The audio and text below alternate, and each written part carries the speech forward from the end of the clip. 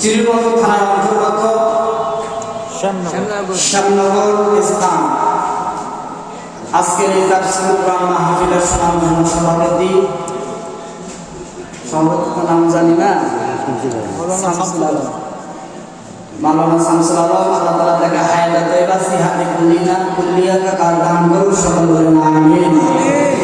আজকে এই তাফসীর কোরআন মাহফিলের যে যুবক ভাইরা বা তাদের প্রচেষ্টায় এবং তাদের কষ্টের বিনিময়ে এরকম একটা দামি জায়গা তারা উপহার দিয়েছেন, আল্লাহ তাআলা যেন তাদেরকে ইহকালে এবং পরকালে মুক্তি দান করে, সকল বলেন আমিন।